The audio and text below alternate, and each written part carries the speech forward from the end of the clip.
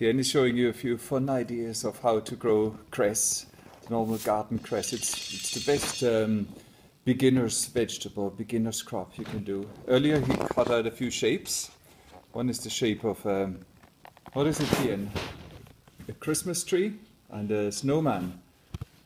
So we rake the beds and now he firms it in with a piece of board. And then he puts the shapes on top of the soil. Both of them.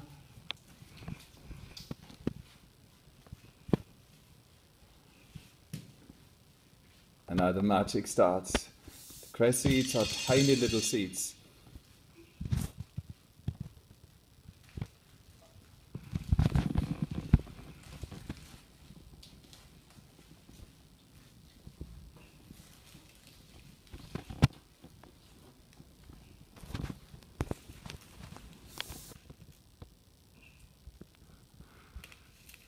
The good thing about cress is it germinates or starts to grow within a few days. They'll all pop up and then hopefully we'll have the shape of a Christmas tree and a snowman, and then we can eat it in 2 weeks' time.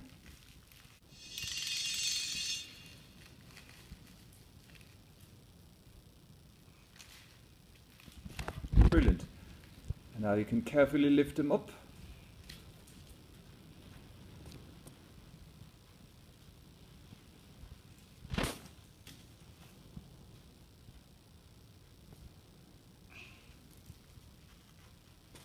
Lovely. The next job is to cover them a very little bit with just a little bit of compost. We use just normal cheap potting compost.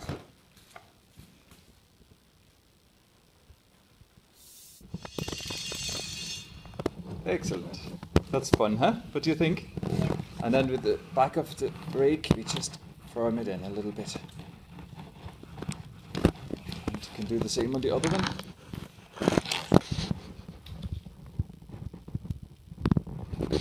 That's the job done.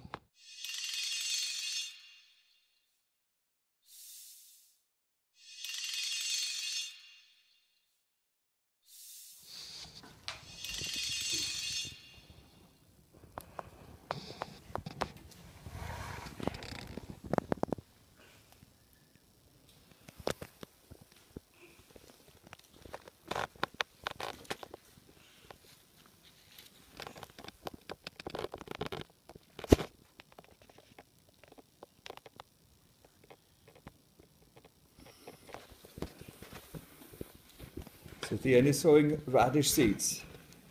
Radish is probably the second easiest vegetable you can grow, and it's ready from sowing to harvesting within about 4 to 6 weeks. You can eat your first radishes and they're absolutely delicious. So what we did is we raked the beds over, made a shallow little drill, maybe about 2 centimeters, 3 centimeters deep, and then just sprinkle the seeds. If you want to be fussy, you sow them individually every 2 to 3 centimeters apart, and then just wait. Radish is also a great vegetable because you can sow it in amongst other vegetables like carrots, and because they grow so quickly, you know exactly where the row is. So now the next job is to cover up the drill, so he probably uses the rake again and taps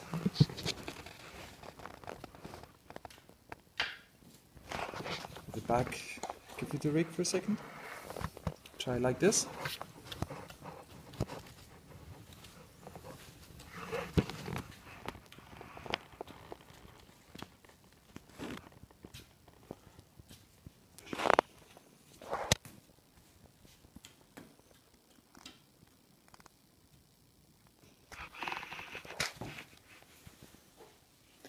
And then maybe just rake it gently over so it's nice and level again.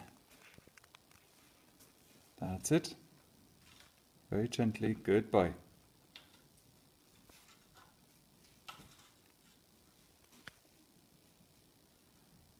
That's perfection. Excellent.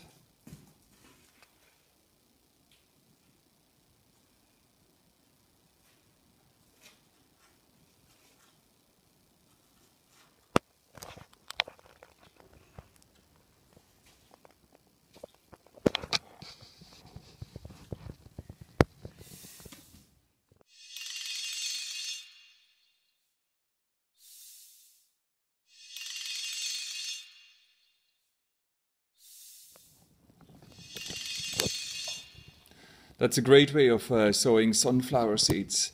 It's a giant one. This sunflower can grow up to 3 meters tall, which is probably as high as 3 children, 3 of you at the end, put on top of each other. It's that big.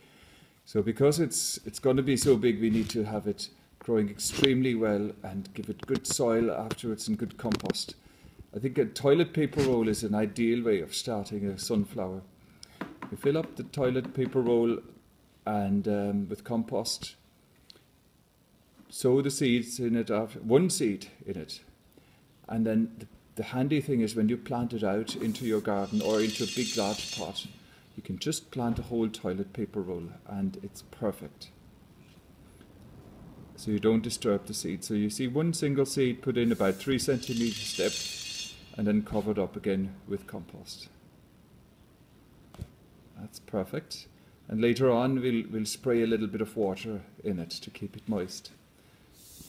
Now,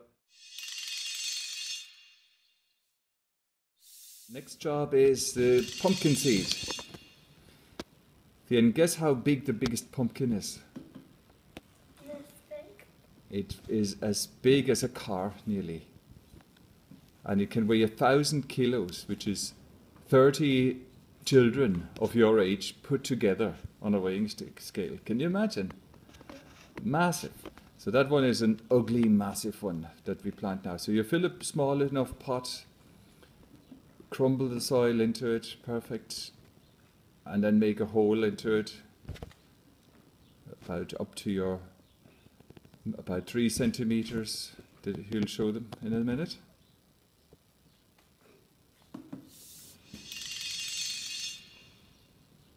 That's right, take a measurement from your finger and plant just the one seed. Perfect, and then cover it up. So simple, isn't it?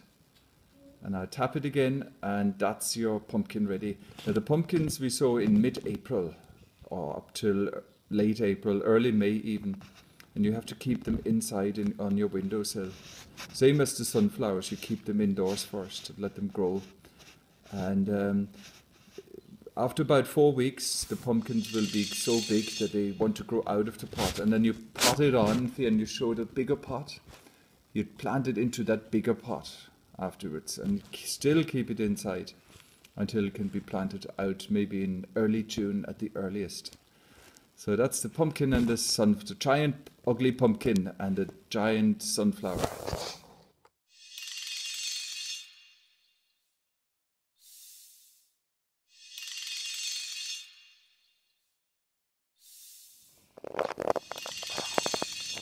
Okay, that's the last bit is the bee and butterfly mix.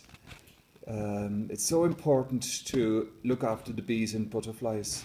Find out what they do. They're fantastic creatures. Without bees, we wouldn't have any fruit or apples or grains. They're so important for pollination and the butterflies as well. So that's a whole range of maybe 20 or 30 different flowers that bees and butterflies love. So we use those modular trays, sow them quite thickly, maybe a bit too thick, and then we spread them around a little bit. That's perfect. And then cover them up very gently with compost. The best time to do that is in February, March, April, right up to May. They're hardy plants, and once they're ready and grown out, you can either pot them on into little pots individually or plant them out in little clumps into the garden or into a pot or anywhere you like. That's perfect. Thank you very much, Stian.